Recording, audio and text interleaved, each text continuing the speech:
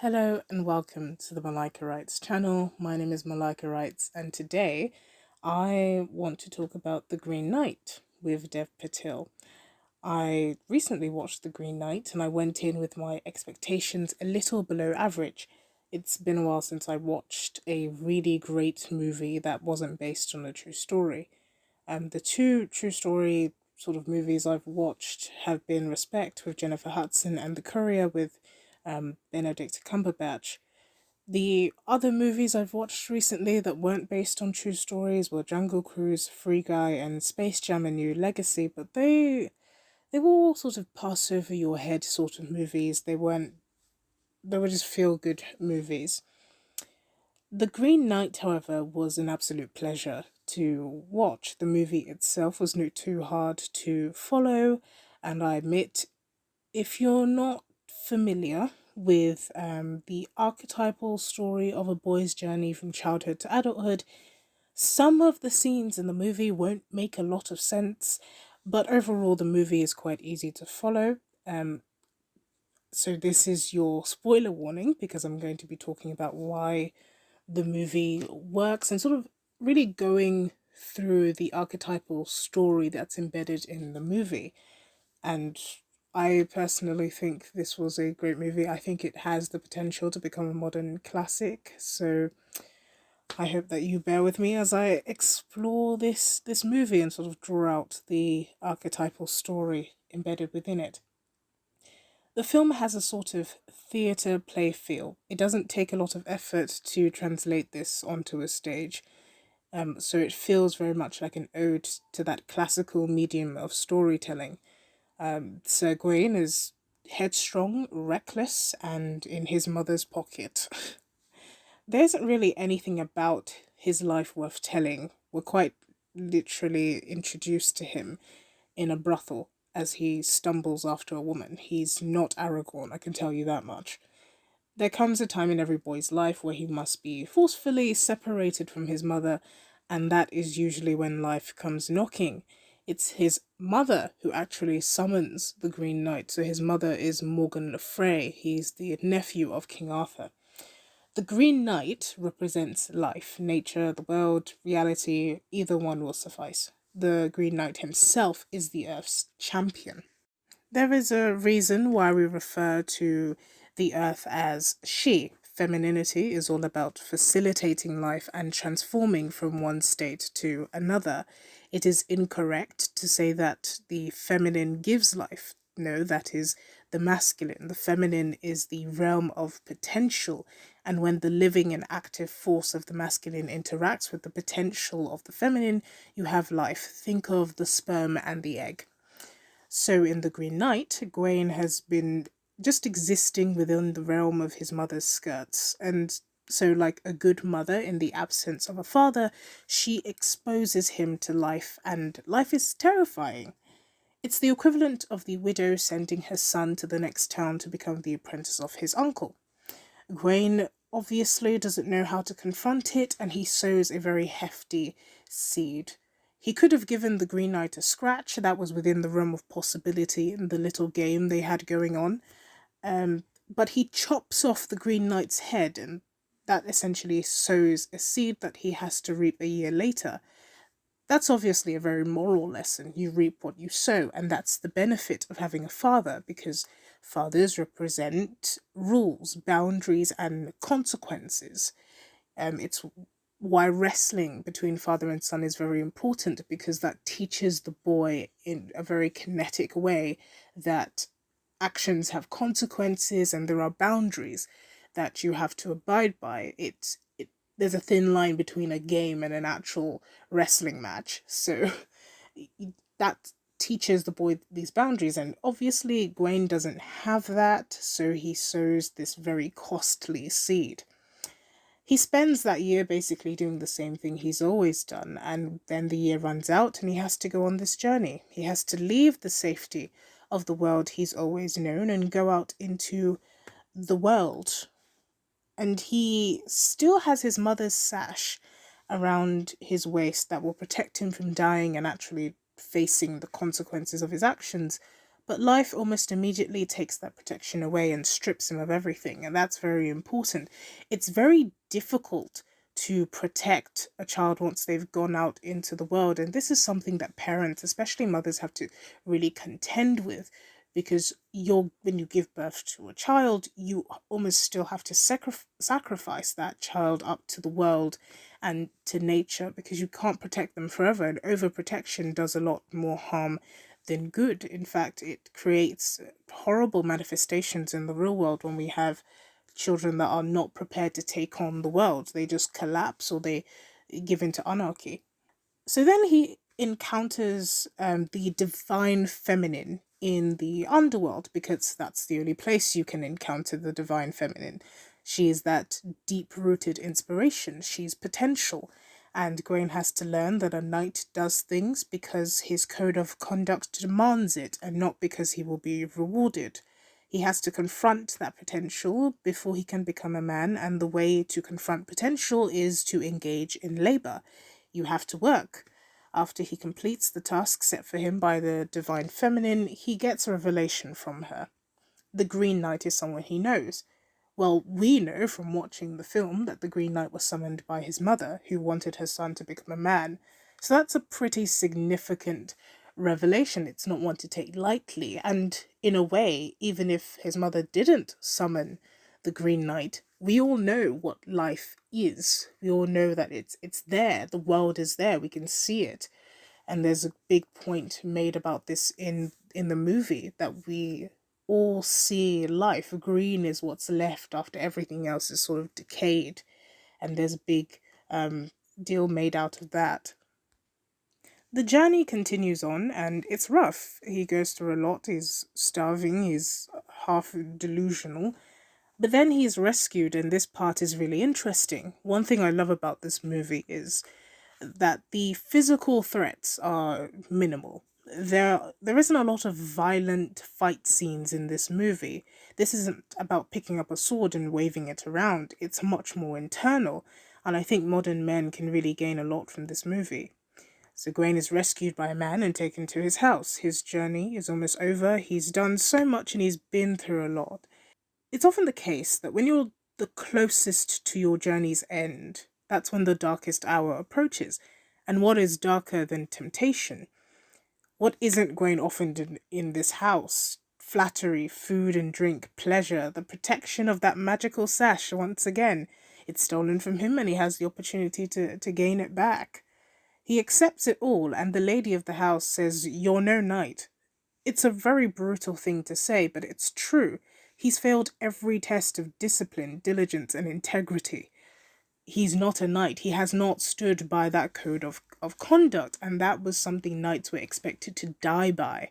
So it's very brutal to say that to him, and it shakes him up. He runs out of the house. It clearly messes with him, but it's true. He's failed the test. He hasn't passed the tests of diligence, integrity, and discipline. He fails.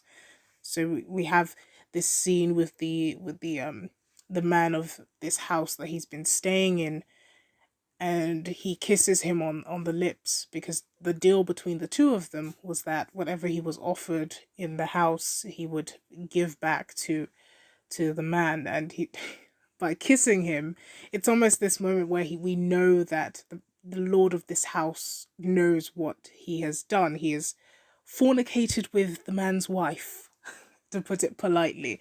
And that's a big fail on his part, on Sir Gwaine's part.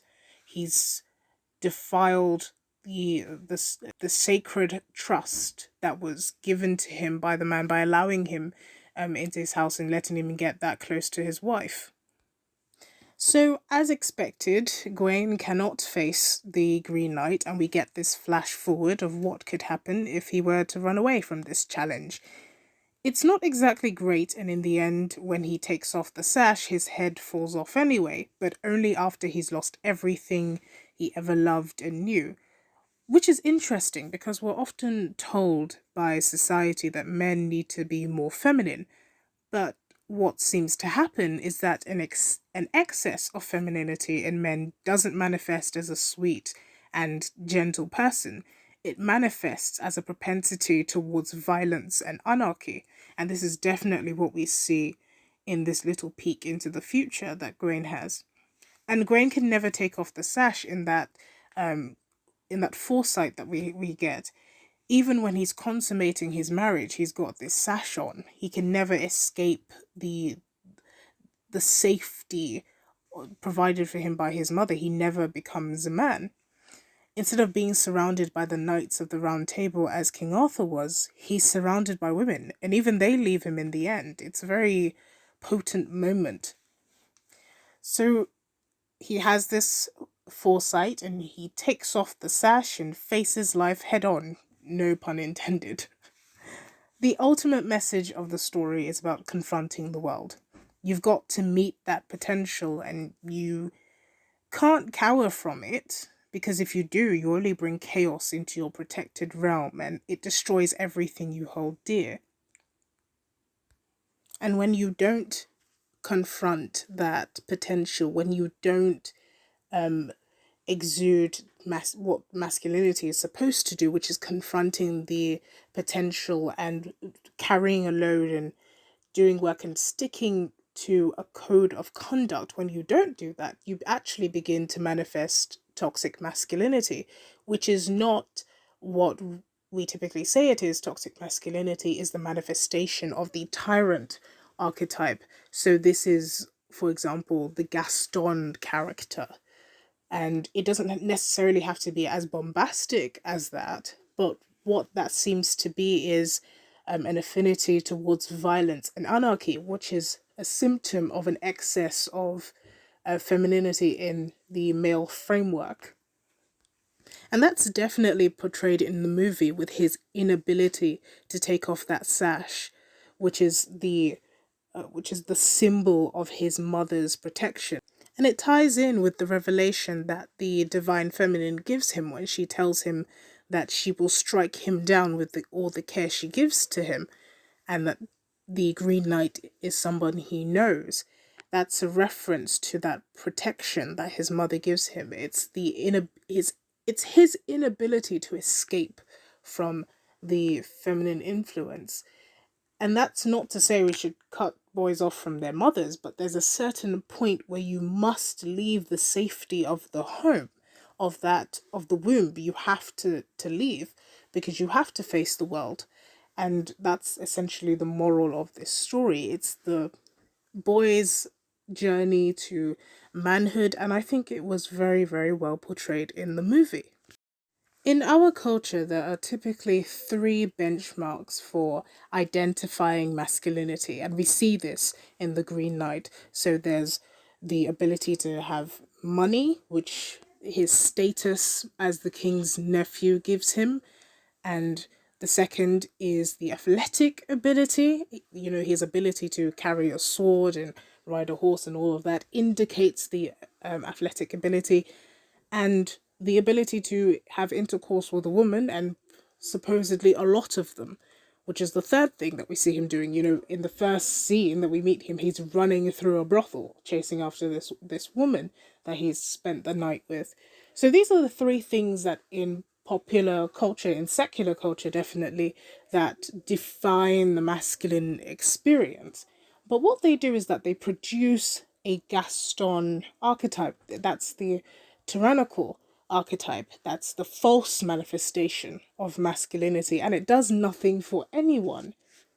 Which is what leads us into our definition of toxic masculinity, which is the manifestation of that tyrannical archetype, where everything you do is detrimental to yourself and also detrimental to society, hence the toxic part.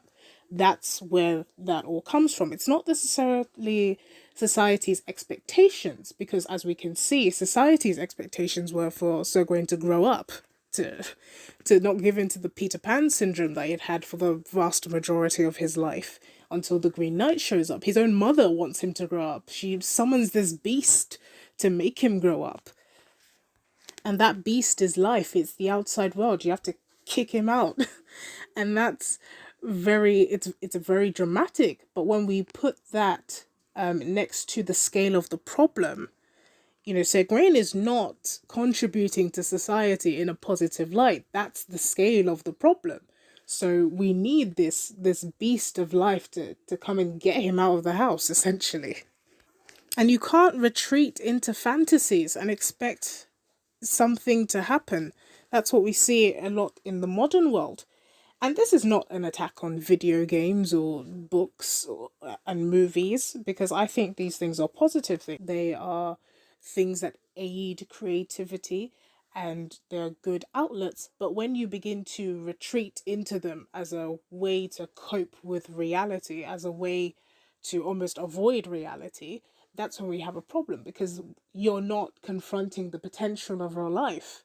And over time, you actually lose some of the things that you may have been taught by society, which is discipline, which is integrity and diligence, all the things that Sir Gawain fails at. But by our cultural, if we have to look at music videos and certain movies, by our cultural definitions of masculinity, well, he was doing that, but those are no good to anyone, even himself.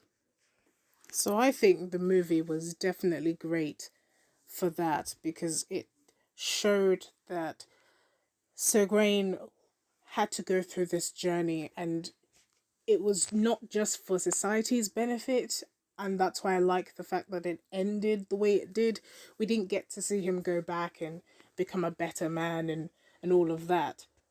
But we saw what it did for him, which I think is the best message you can give to men in the modern age. It's not about rescuing society from the clutches of destruction, because I don't think we live in times where you need to do that. It's about being the best man, being the best individual that you can be, because society is made up of individuals. And when individuals influence other people, those individuals go on to manifest good behavior, which changes a society. But it has to start with you, the individual. So that's all I want to say about this. I will definitely revisit this movie for personal just enjoyment, and also to talk about the archetypes and to explore it perhaps in greater detail. I've just given more or less a summary of everything. I haven't touched in detail on every single thing that happened, just so that if you watch this video, there's still something for you to look forward to if you go and watch the movie. But thank you very much for watching this video. I hope you enjoyed it, and I hope that perhaps it's given you a greater understanding of the movie and an interest in the archetypes if you didn't have one already. So thank you so much for watching the video. I hope you enjoyed it and it gave you something to think about. Let's have a discussion about it in the comment sections. I always appreciate your comments. Write novels in the comment section if you must. I love reading them. They give me things to think about, and they really do brighten up my day. So thank you everyone who comments. I try to reply to all of them, and even if I don't reply to them on the day, I try to make sure I come back and reply to them as much as I can. So thank you so much, everyone. It's really heartwarming to read your comments and to engage with you in this way and have meaningful conversations in the comment section. So thank you very much. I hope you have a lovely day. This has been the Malika Writes channel.